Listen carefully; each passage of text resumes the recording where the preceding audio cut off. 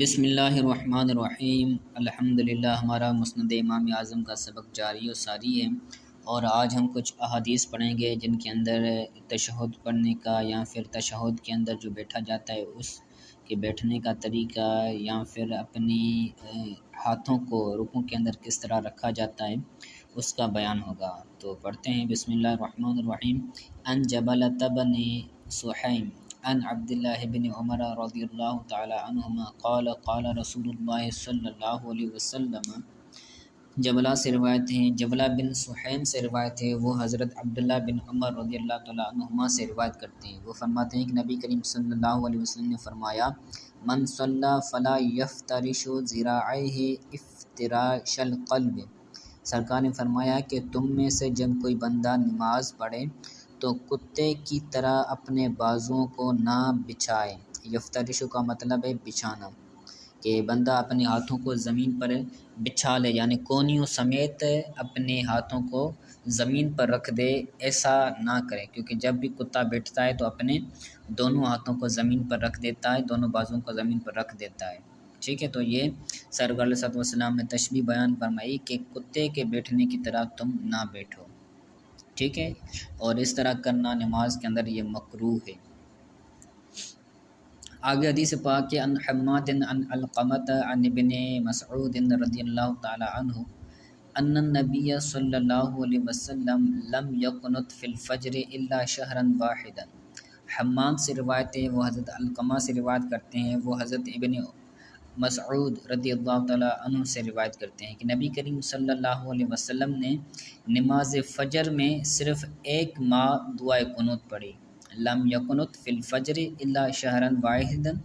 سرکار علیہ الصلوۃ والسلام نے صرف ایک مہینہ نماز فجر کے اندر دعائے قنوت پڑھی۔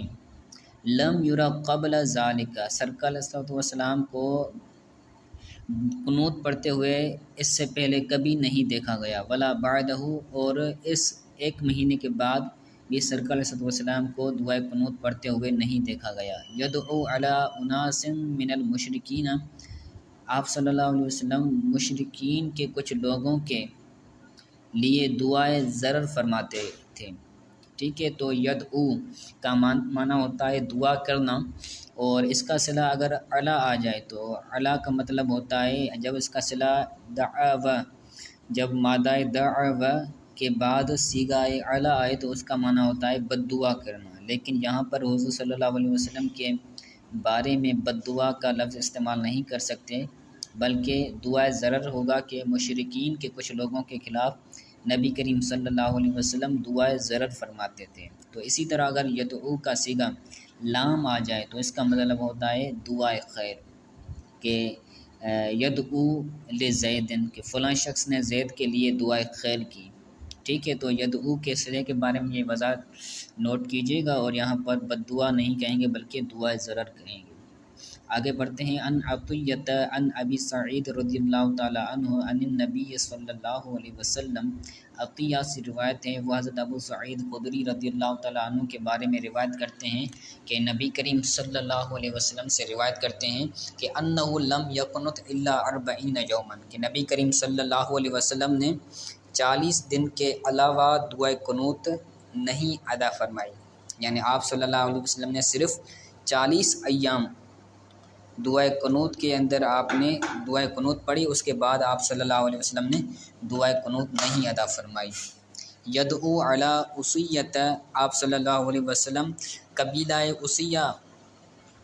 کے بارے میں دعائے ضرر فرماتے تھے، و زکوان، اور زکوان جو قبیلہ تھا اس کے بارے میں بھی دعائے ضرر فرماتے۔ ثم لم یقنط الی ان مات، پھر سرکار علیہ السلام کی وفات تک، سرکار صلی اللہ علیہ وسلم نے وفات تک دعائے قنوت ادا نہیں فرمائی۔ ٹھیک ہے، تو صرف جو دعائے قنوت پڑھنے کا حکم ہے وہ صرف جو نماز پڑھی جاتی ہے وتر واجب، اس کے اندر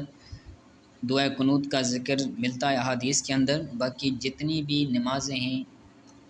ان کے اندر دعائے قنوت پڑھنا یہ منسوخ ہو چکا ہے۔ ٹھیک ہے،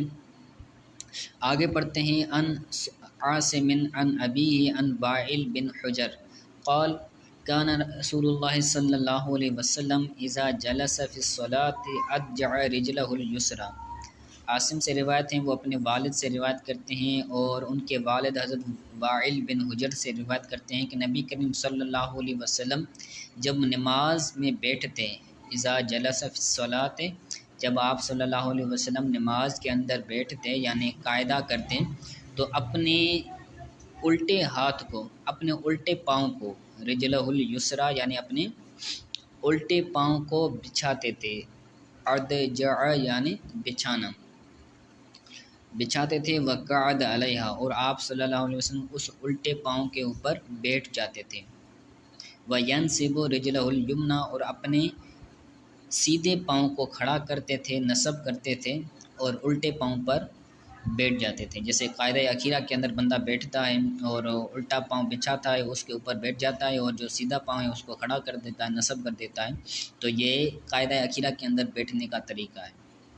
ٹھیک ہے۔ آگے کہتے ہیں ان نافع عن ابن عمر رضی اللہ تعالی عنہما انہ سئل، حضرت نافع سے روایت ہیں، وہ حضرت ابن عمر رضی اللہ تعالی عنہما سے روایت کرتے ہیں کہ انہ سئل، حضرت ابن عمر فرماتے ہیں کہ ان سے سوال کیا گیا، کن سے سوال کیا گیا؟ حضرت عبداللہ ابن عمر سے سوال کیا گیا۔ کیا سوال تھا کہ کیف کن النساء یصلین علی عہد رسول اللہ صلی اللہ علیہ وسلم،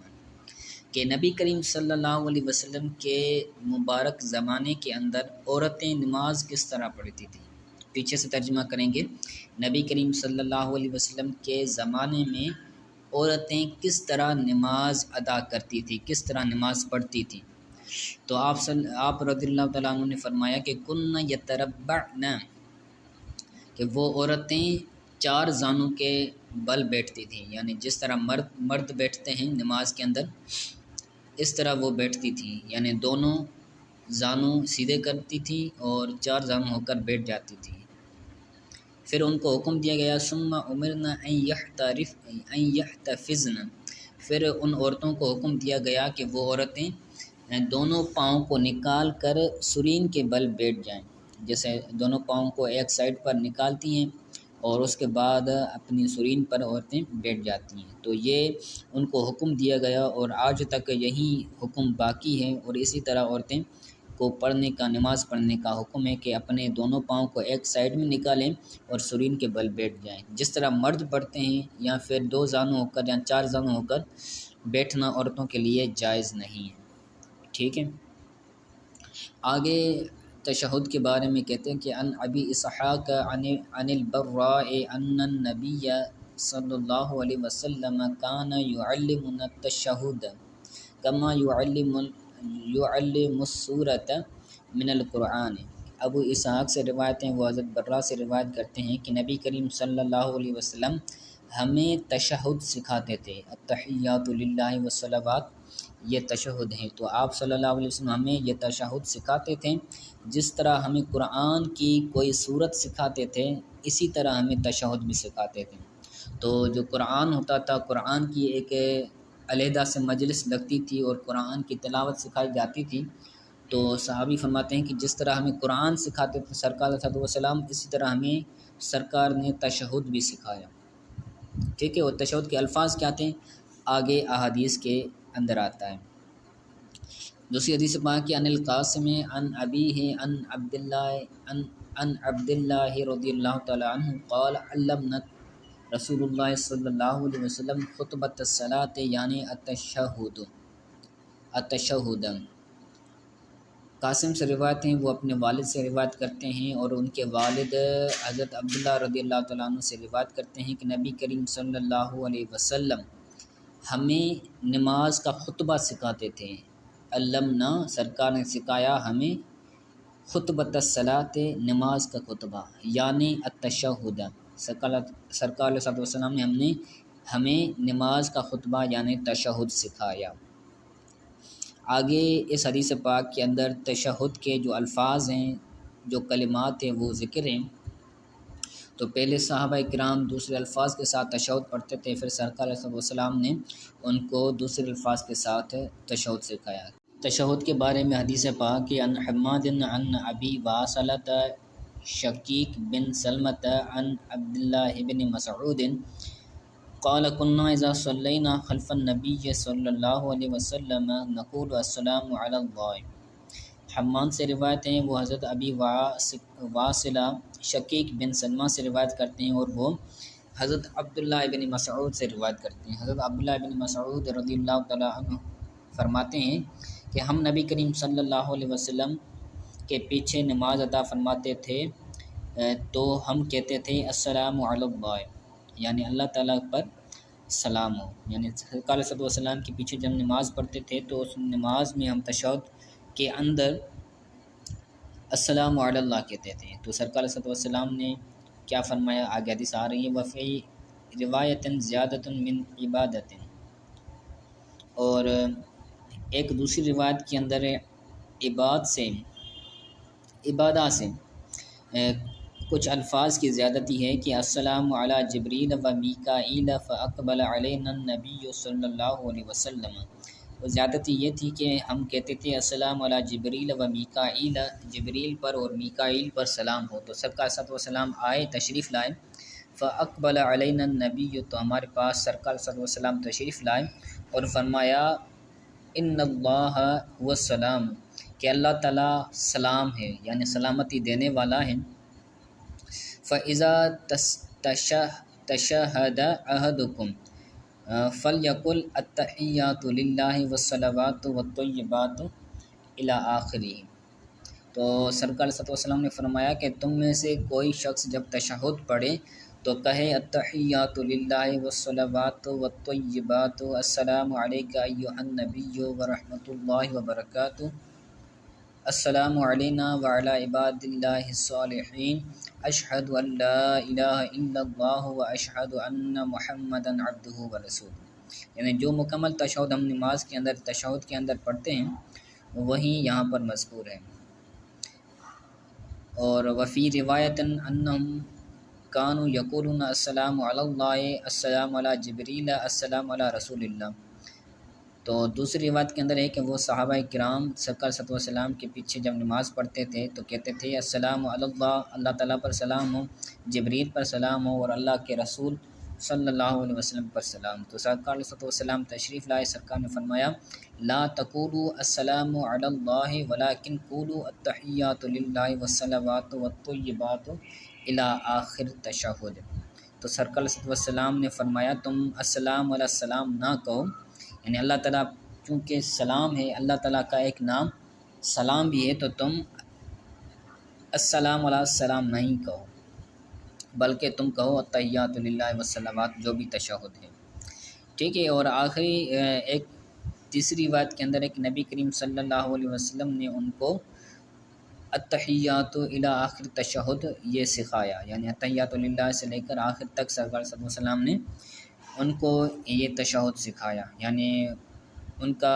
دوسری طرح پڑھنا ذکر نہیں ہے۔ اور ایک اور روایت کے اندر ہے کہ علمنا، ایک روایت کے اندر ہے علمہم اوپر والی روایت کے اندر، اور نیچے والی روایت کے اندر ہے علمنا، یعنی یہاں پر ماضی کا صیغہ ہے اور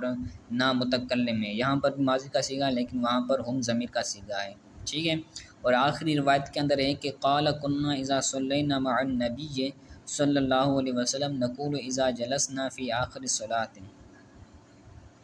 السلام علی اللہ، السلام علی رسول اللہ وعلی ملائکۃ نسمیہم من الملائکۃ۔